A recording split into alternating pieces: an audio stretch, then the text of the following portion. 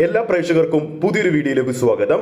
വിഷു റിലീസായി എത്തിയ ചിത്രങ്ങളിൽ രണ്ടാം ദിവസം ചിത്രത്തിന്റെ book my show ticket booking എങ്ങനെയാണ് മൂന്ന് ചിത്രങ്ങളുടെയും പോകുന്നതെന്ന് നമുക്ക് നോക്കാം.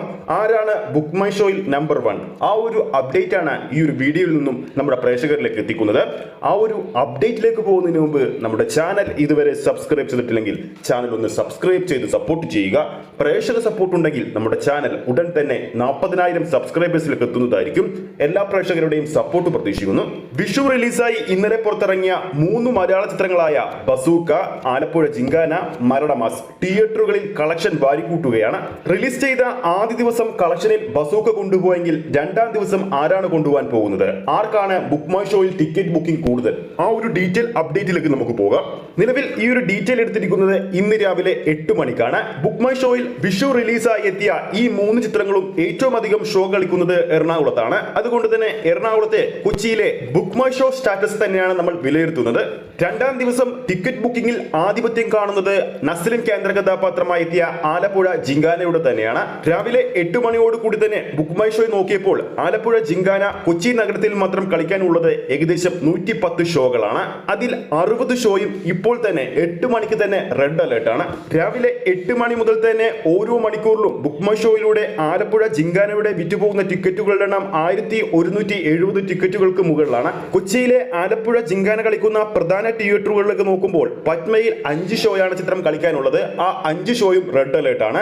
സിനിപോൾസിലേക്ക് വരുമ്പോൾ 8 ഷോയാണ് കളിക്കാനുള്ളത്. ആ 8 ഷോയും റെഡ് അലേർട്ട് ആണ്. ജി സിനിമാസിലേക്ക് വരുമ്പോൾ 4 ഷോയാണ് കളിക്കാനുള്ളത്. ആ 4 ഷോയും റെഡ് അലേർട്ട് ആണ്. വനിത എടപ്പള്ളിയിലേക്ക് നോക്കുമ്പോൾ 5 ഷോയാണ് കളിക്കാനുള്ളത്. ആ 5 ഷോയും റെഡ് അലേർട്ട് ആണ്.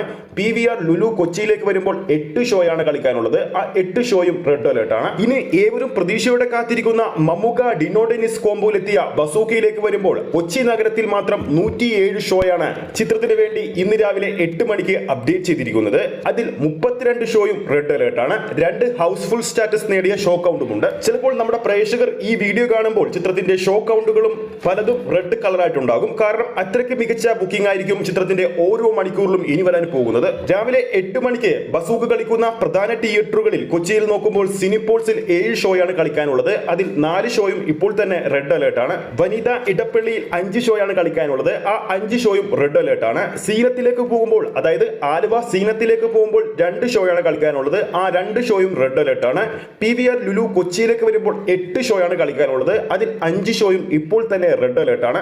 ഇനിയും ഒരുപാട് തിയേറ്ററുകളിൽ ഇതേ അവസ്ഥയുണ്ട്. അതിൽ ചില തിയേറ്ററുകളുടെ മാത്രമാണ് ഇവിടെ പേരെടുത്ത് പറഞ്ഞിരിക്കുന്നത്. ഇനി ബേസിൽ ജോസഫ് ചിത്രം മരണമാസിലേക്ക് വരുമ്പോൾ കൊച്ചിയിൽ മാത്രം 8 മണിക്ക് ശേഷം ട്രാക്ക് ചെയ്തിരിക്കുന്ന ഷോ കൗണ്ടുകളുടെ എണ്ണം എന്ന് പറയുന്നത് 77 ഷോയാണ്. അതിൽ 15 ഷോ ഇപ്പോൾ തന്നെ റെഡ് അലേർട്ട് ആണ്. ഈ ഒരു ഡാറ്റ വെച്ച് ചിത്രത്തിന്റെ ആദ്യ ദിവസം കേരള ബോക്സ് ഓഫീസിൽ കുറിച്ച 1 കോടി എന്ന കളക്ഷൻ ചിത്രം രണ്ടാം ദിവസം അതിനേക്കാൾ മികച്ച ഒരു കളക്ഷൻ നേടുമെന്ന് ഉറപ്പായി കഴിഞ്ഞിരിക്കുകയാണ്. താരതമ്യേന വിഷു റിലീസായി എത്തിയ 3 ചിത്രങ്ങളും ബോക്സ് ഓഫീസിൽ ടൈറ്റ് ആയിട്ടുള്ള ഒരു കോമ്പറ്റീഷൻ തന്നെയാണ് നടത്തിക്കൊണ്ടിരിക്കുന്നത്.